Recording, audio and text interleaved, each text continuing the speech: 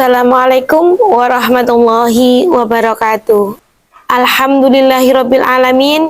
Wassalatu wassalamu ala asrofil anbiya'i wal mursalin sayyidina wa maulana Muhammadin wa ala alihi wa sahbihi ajmain, amma ba'du.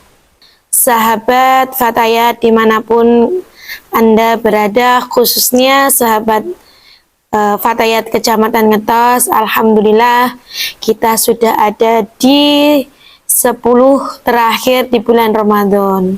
Maka semoga kita selalu senantiasa diberikan keberkahan sehingga mampu meraih Lailatul Qadar. Dan tidak lupa tetap belajar kajian-kajian fikih bersama Forum Daiyah Fatayat Kecamatan Ngetos. Mohon maaf atas keterlambatan kami dalam mengupload video-video di YouTube karena kondisi masalah teknis yang sedang kami alami. Insya Allah selama kami tetap istiqomah, kita akan tetap membahas atau membagi kajian-kajian fikih. Bismillahirrahmanirrahim. Qala mu'alifu rahimallahu ta'ala wa nafa'na bihi wa bi ulumihi wa amiddana bi asrarihi fitaraini, amin amin ya rabbal alamin. Al-Fatihah.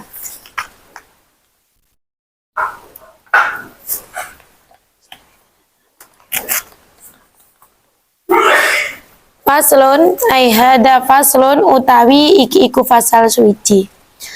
Wal mar'atu utawi wong wadon iku tu khalifu ambedani sapa mar'ah arrajula ing wong lanang fi khamsati asya'a ing dalam 5 pira-pira perkara.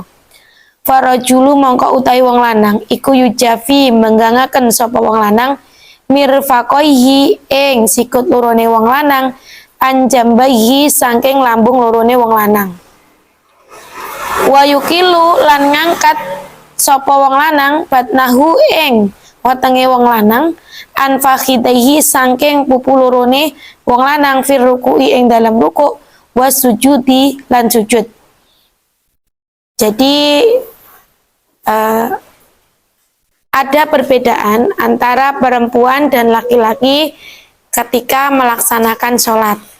Yang pertama, laki-laki itu merenggangkan siku-sikunya dari perutnya dan mengangkat perutnya dari atau memberi jarak perutnya kepada pahanya firuku'i yang dalam rukuk wa sujudi lan sujud. Jadi kalau laki-laki itu misalkan gini prakteknya, kalau sujud, nah kalau perempuan kan mengumpulkan, kalau laki-laki itu dipenggangkan seperti ini. Jadi diberi jarak antara siku-siku dengan, kalau di sini jambahi itu lambung kan berarti perut, dan mengangkat wayukilu batnahu anfakidaihi, jadi merenggangkan, memberi jarak perutnya dengan paha atau paha ketika rukuk dan sujud.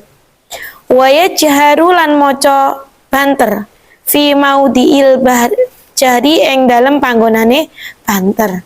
Jadi laki-laki itu mengeraskan suara ketika di tempat-tempat memang harus dikeraskan ketika dia menjadi imam. Di mana itu? Yaitu ketika maghrib, isya, dan subuh. Selainnya itu dibaca siri atau lirih.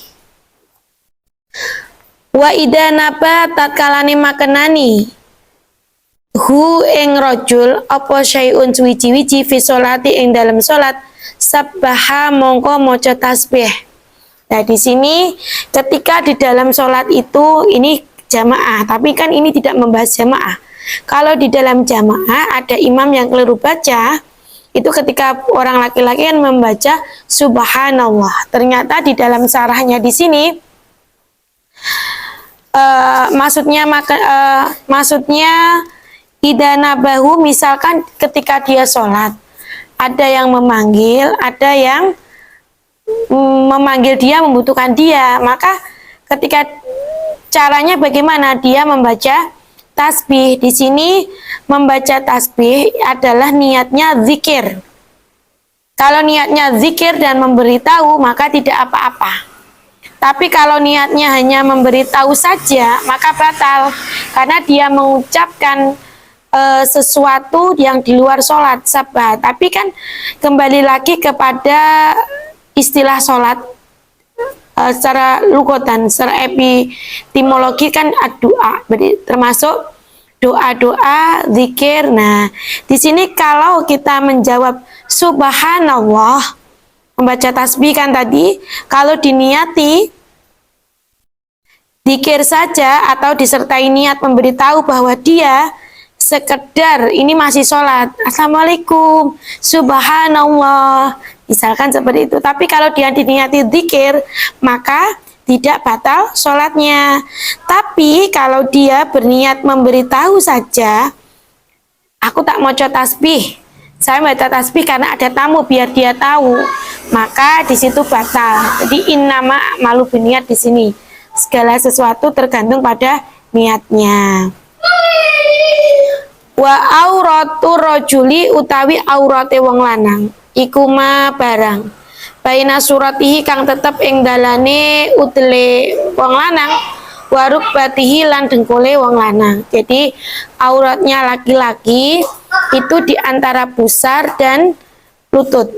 Nah, disinilah keluasan ilmu itu kita dapatkan. Seseorang yang apabila ilmunya tinggi, ilmunya luas, maka dia tidak akan gampang ngelok nih wong, kan seperti itu. Contoh, seseorang yang sholat memakai baju pendek, sah saja kalau dia laki-laki, karena auratnya sebatas pusar dengan lutut. Kalau dia pakai seperti ini atau kaos pendek yang kelihatan ketiaknya, sah-sah saja karena dia tidak membuka aurat. Jadi auratnya masih batas-batas tertutup. Tapi beda lagi, dia tertutup, kemudian dia memakai sarung. Nah, sarungnya di bagian aurat, misalkan paha, itu berlubang sehingga terlihat warna kulitnya. Nah, itu yang tidak boleh malah. Jadi kita belajar di sini tidak gampang menghakimi seseorang. Kan sholat sendiri itu tidak harus pakai sarung. Sarung itu hanya budaya, mukena itu hanya budaya produk kita. Biar sholatnya lebih khusyuk, bentuk penutup auratnya pakai mukena. Padahal sholat itu yang terpenting hanya disebutkan menutup aurat, tidak harus pakai mukena. Jadi kalau pikiran kita luas, ilmu kita luas, maka kita tidak akan gampang menjustifikasi perbuatan seseorang. Selama orang itu tidak melakukan hal-hal yang diharamkan Allah, maka sah-sah saja. Jadi kita hanya diam, mengamati, tidak usah menghakimi. Karena sesuatu itu yang menilai Allah sendiri, bukan kita. Yang terpenting dia tidak melanggar syariat dasarnya saja, itu aja sebenarnya. Jadi kok nggak pakai kopiah ya gak apa-apa, pakai lengan pendek ya gak apa-apa, misalkan pakai kaos singlet ya gak apa-apa. Urusan itu sopan atau tidak itu kan tergantung kembali ke diri orang masing-masing.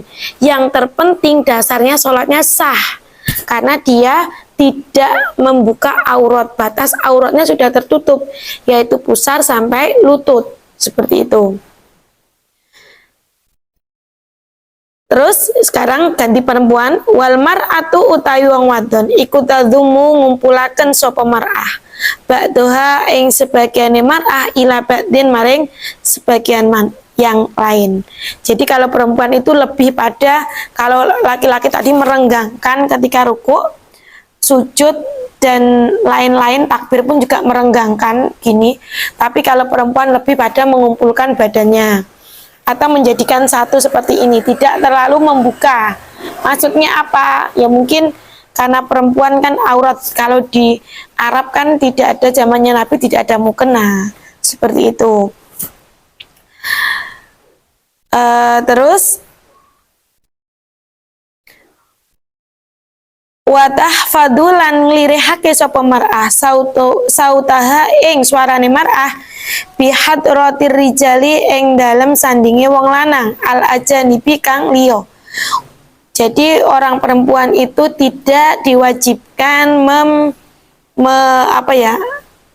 mengeraskan suaranya. Mengeraskan suaranya ada tempatnya ketika imamnya perempuan, makmumnya perempuan, seperti di pondok pesantren, pondok putri, itu kan nggak ada laki-lakinya.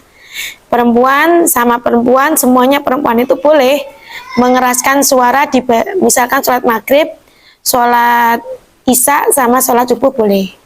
Tapi ketika di situ ada laki-laki, maka perempuan juga harus merendahkan suaranya, nggak boleh membaca keras. Wa ida naba tatkalane makanani ha ing mar'ah apa syai'un wiji-wiji fi sholati ing dalam salat sofakot mongko tepuk sapa mar'ah. Jadi tepuknya di sini tidak seperti kita bertepuk biasa tapi seperti ini. Nah, jika terjadi sesuatu, kalau laki-laki tadi kan membaca tasbih, kalau perempuan dengan bertepuk seperti itu. Karena di dalam suatu cerita hikayat itu mengatakan sautul mar'ati aurat. Jadi sebenarnya suaranya perempuan itu adalah aurat. Bahkan Umar bin Khattab sendiri mengatakan bahwa almar'atu syaiton. Apakah dengan ucapan Umar bin Khattab itu terus kita menjadi terhina atau tersinggung? Tidak. Justru karena Allah menciptakan perempuan itu begitu sempurna, apa yang ada di perempuan ini mengandung madorot. Misalkan ketika ada perempuan suara menjerit, itu mesti membuat laki-laki itu bergetar. Kuku ini hal biasa, tapi ketika dipanjangkan menjadi istimewa bagi bagi perempuan, ya kan? Alis itu, telinga, jari itu ketika dihiasi dengan perhiasan kan kalau perempuan lebih istimewa. Dan itu mengapa kok Umar sampai mengatakan almar'atu syaiton? Karena begitu sempurnanya perempuan sehingga apa yang ada di perempuan itu menjadi tempat setan untuk menggoda iman laki-laki. Jadi ucapan-ucapan itu, kalau makalah-makalah itu kalau kita maknani secara lebih luas, kita akan menjadi perempuan yang nggak mudah menyalahkan, mudah memaklumi. Semakin tinggi ilmu kita akan semakin memaklumi apa yang dilakukan orang. Kenapa sih Forda kok sampai mengkaji fikih ini? Karena di luar sana itu berbagai bentuk-bentuk gerakan sholat sudah bermacam-macam. Kita menjaga agar dasar-dasarnya itu orang mau apa, orang bentuk apa, yang penting dasarnya enggak menyalahi aturan syariat, itu saja sebenarnya. Terus wajami'u badanil khurati utawi sekabehane badane wong wadon kang merdeka iku auratun aurat ila wajha kejaba wajahe khuriyah wa kaffaiha lan epek-epek lorone khuriyah. Jadi sebenarnya seluruh tubuhnya perempuan itu adalah aurat kecuali muka dan telapak tangan. Maka cari mukena yang di sininya menutupi, yang dagunya di sini juga menutupi. Jadi sekali lagi bedakan antara agama dan budaya. Kalau agama itu kita disuruh menutup aurat. Kalau budayanya memakai mukena boleh, memakai jubah juga boleh, memakai pakaian yang longgar juga boleh, selama aturan dasarnya tidak menyalahi syariat. Misalkan warna kain yang kita gunakan tidak sama dengan warna kulit kita. Karena kemarin sudah diterangkan bahwa satrul aurat di situ maksudnya satrul launil aurat. Bahkan di dalam kegelapan pun ketika tidak ada cahaya, kita dalam keadaan telanjang boleh sholat selama aurat kita ukurannya tidak bisa dilihat oleh orang, karena warna hitam dan warna kulit kan sudah berbeda, dan itu pun tidak perlu mengkodok seperti itu. Terus wal amatu utawi wadon, budak wadon iku karojuli koyok wong lanang fi sholati ing dalam sholat. Kalau budak mungkin di negara kita Indonesia sudah tidak ada perbudakan. Kalau zaman Rasulullah ada. Jadi budak itu mereka yang tidak memiliki kemerdekaan atas dirinya. Itu diumpamakan auratnya seperti laki-laki. Tuh sahabat, semoga senantiasa kita diberikan kekuatan sehingga bisa melewati 10 akhir di bulan Ramadan, dan kita diberikan semoga kita dipertemukan dengan Lailatul Qadar. Kurang lebihnya di sini, dan mohon maaf. Akhirul kalam, wassalamualaikum warahmatullahi wabarakatuh.